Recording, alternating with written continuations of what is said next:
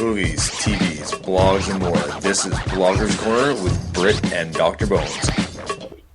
Hello, and welcome to a new episode of Blogger's Corner on the Dr. Bones Show. And welcome the host of the most, Dr. Bones. How are you doing today, Dr. Bones? Very well. How about yourself? I'm doing well. So let's get right into it with Arrow and Flash. And we'll do Arrow first because I know you didn't see Flash. So we'll start with Arrow. And like I was saying just before we got on the air, you know what? It's not overly impressed with it. I mean, it's honestly, it's getting to the point where it's kind of getting a little boring. I agree. And I mean, there was some decent action, but that was really about it. I mean, they are losing my interest. I mean, this like something simple as, you know, they go across. I can't remember the place they were going to get Thea back, and Diggle's wife's like, you know, can you check on this guy? He hasn't reported in a few days, but that's like him. He can be drunk, blah blah. And so they find the guy pretty quickly, which, you know, surprise, surprise. But when he goes to tackle him, the guy was gonna kill him until he found out who he was. But that being said, you know how he lures him out after saying, there was some sort of information he needed from Diggle that he's gonna take from him and sell, right? And I was thinking that why didn't he just take it from him to begin with? Because if you remember the initial attack, he reached into Diggle's pocket and stuff. I was like, why didn't he just take it then? Like, why this kind of unnecessary turn of events? I mean, it was good for the action part of it, but otherwise than that, I mean, there's like kind of like you guys are getting really kind of laid back and a little too laid back for my interest. Yeah, I totally agree. And I felt like this episode was a rehash of. There was an episode, I think it was last season.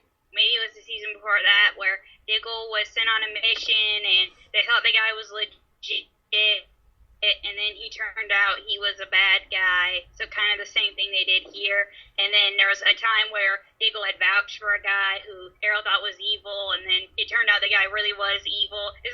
I just felt like it was kind of the same storyline, just kind of repackaged, and the whole idea they were in some kind of tropical place, and then Arrow shows up. He's shadowing Diggle, and then he does absolutely nothing to help Diggle. He's totally ineffective. That was really lame. You know, during the first encounter that Diggle has with this guy, when it goes bad.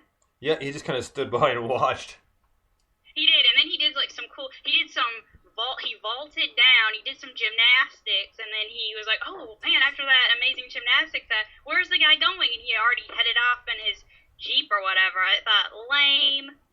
Well, and that's it, you know. I mean, and like I said, the only thing that was kind of interesting was the fighting scene when they thought Argus showed up. It was the military, military that the guy had paid, and the other guys he was selling to. I mean, no, there's some action there, but that was pretty much about it. Otherwise, you're right. It was a lame storyline. The only thing that seemed kind of interesting at the end was when, you know, Thea got the coffee spilled on her. It didn't faze her at all, for one. And the other one was Felicity's new boss looking at these kind of special army weapons. Correct. Yeah. So I mean, that one now, is the guy evil? Does he not have powers? I mean, like what's going on with Superman on Flash? I was very curious about that too, because just before he was looking at the weapons stuff, I thought, man, he is such a nice guy. What a good guy! It's nice to have a fun, nice guy on the show who's, you know, life isn't miserable on the show. And then then that happened, the other shoe dropped when we see the weapon, so kind of makes him seem a little shady. I don't know. I'm still holding out hope that he is a good guy, but I don't know. That it was weird. I mean, it wasn't something overtly evil or anything, but it's something that kind of made your suspicions go up. Well, that's right, and this could just be a plot bait by the writers, right? So, and then they could pull you and think that this guy might be evil, but no, he's not really evil, that sort of thing. But the one thing is like the way this guy is operating so far. I know it seems like a weird connection, but I'm going to relate that kind of little scene to The Simpsons.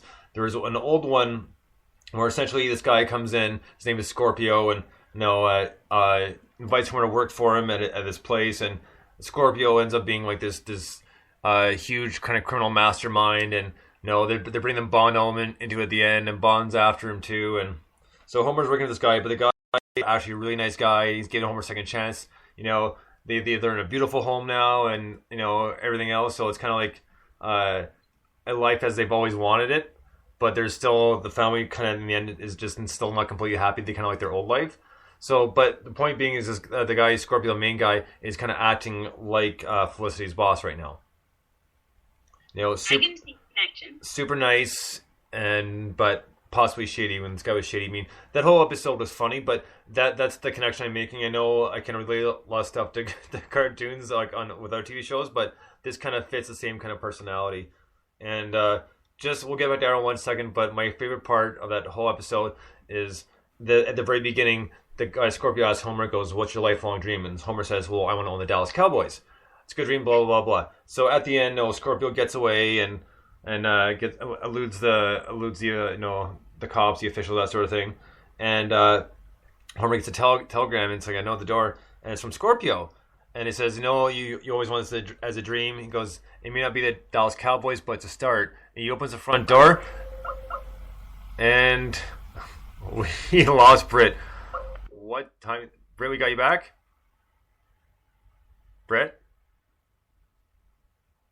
Can you hear me, Britt?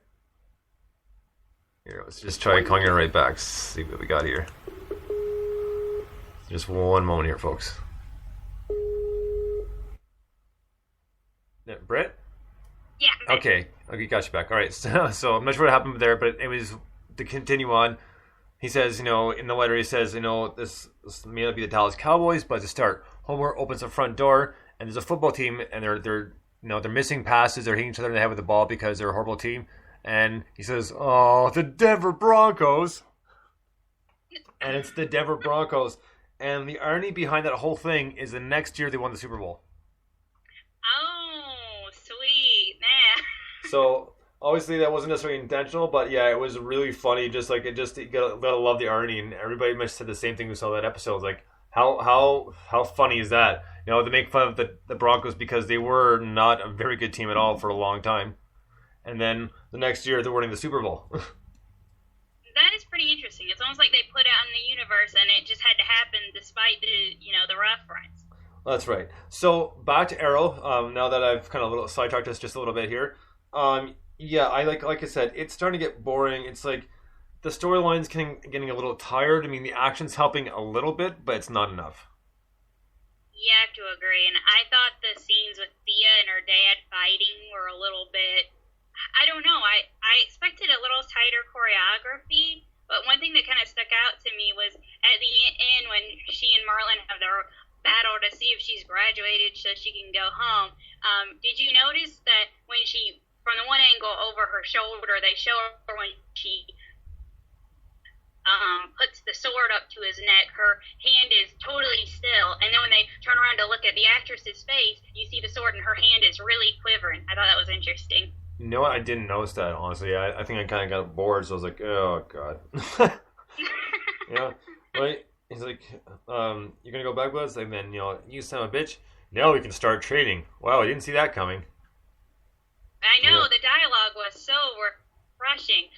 And then he was so good the last season when the first season when he first came on, Merlin, and now they just turned him into a way to toughen up Thea. And I guess someone's gonna come, this guy, this fighter, is gonna now train Laurel because she got her ass kicked when she tried to go all canary on this guy. And now she's gonna go all, total badass. She's got this leather jacket, and apparently it's giving her powers to believe that she needs to be a superhero now. And the thing that kills me is, it's another thing that's kind of like, I think kind of stupid, is the fact that, if Oliver's not going to train her, he should know that she's going to find somebody who will. Exactly. So, I mean, like, just a lot of kind of almost come redundancies, It's like, oh.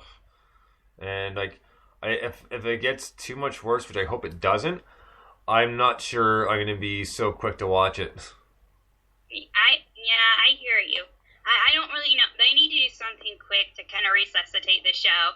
And I didn't like that there was very little Felicity in this episode, but the scenes that had her in it were very good. But the thing with Laurel that really kind of irks me is that Katie Cassidy, before this show, every other show she's been on, she's in this really luminous, upbeat presence. on this show she seems so defeated and depressed. Like everything is just she is really suffering. And I missed the Katie Cassidy that was excited and exuberant. And here it just is. It really is sad because I know I have a memory of how she used to be. So for me, it's a huge difference. Right. And as opposed to someone who just kind of knows that here she's just been brooding all the time, so you don't really know anything different. So maybe that's part of my problem. But I really wish the Laurel character would get. I'm not too big on the whole kick-ass storyline. I just want her to do something to be relevant again. Right. No, fair enough. I mean, I've never seen her in anything else but this, so I can't relate to that. But but you're right. No, the character isn't that exciting, and no, they got to do something because I mean, this is like they're gonna tire it out this quickly. I mean, we're essentially done with Hong Kong, like almost. It seems like. At least I hope we are. Excuse me. So I like to see something different happen. That's all. Me too. So next up, The Flash. I know you didn't get a chance to see it, but I saw it. It was actually a really good episode, and this villain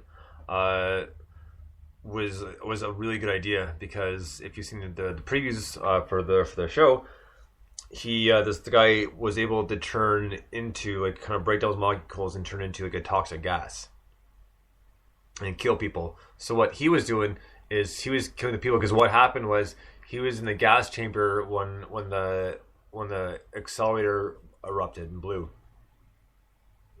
So that being said, obviously the lightning hit around there, and he somehow absorbed this gas and had the ability to change into it. Ooh.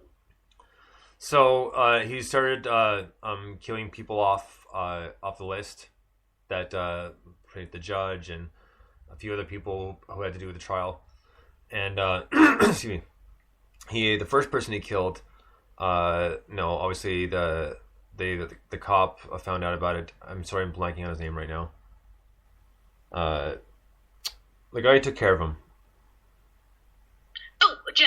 Joe, sorry, I don't know why I blanked his name. It was Joe went to Flash saying, I kind of need special help for this one, that sort of thing. So they tried to figure it out, and they couldn't figure it out. Of course, Barry goes back to, I can't remember the name of the company, but he goes back to the company. So he's talking to the gang there, essentially. And the gentleman who we know can walk now is just faking it. Kind of gets a little deeper because if you remember last episode, he killed that one guy saying the Flash has got to remain a secret. Do you remember that? Yeah. Yeah. Okay. Right. So, anyways, even though this guy seems like he's evil, he still wants to protect Flash for some reason, and I'm not sure quite why yet. But here's where it gets interesting: is it was pretty much like he knew Barry was going to be the Flash. Because what happened was had to go down to where the accelerator blew up, and they're down there because they're essentially making like a new pretty much lockdown chamber because they wanted to capture this metahuman and keep him blocked away where he belongs, away from society, that sort of thing. And so they had flashbacks. So obviously the girl, she lost her fiance, right. And the other guy was he was told, if I can't do this in 5 minutes, you got to sit in a lockdown so the doors can't open. Like I pretty much I'll save you guys, kind of one for the masses, So they're having flashbacks, and that was pretty interesting. And but when they're showing the flashbacks, they show the one part where the head guy, Britt, what's his name? I'm sorry, I'm just having a terrible time with names today. The guy in the wheelchair? Yeah. Oh man, honestly, I was just thinking that I was blanking on his name too because I keep wanting to call him Ed because he was on that show Ed. Right. No. Oh, Eddie's the girl's boyfriend, but no. Anyways. Right. So he was, I guess he had a video set up, and he's watching a video, and pretty much had a video set up when Barry was looking at his stuff, and the lightning struck. Ooh. So he had his eye on him. It was like, so he knew that Barry was going to be the Flash. Interesting. So they didn't say it directly, but putting two and two together pretty much leads me to believe that's what he knew was coming. And so, how did he? Do you know how he was able to manage to get it specifically where Barry was? No, all they did was show him watching from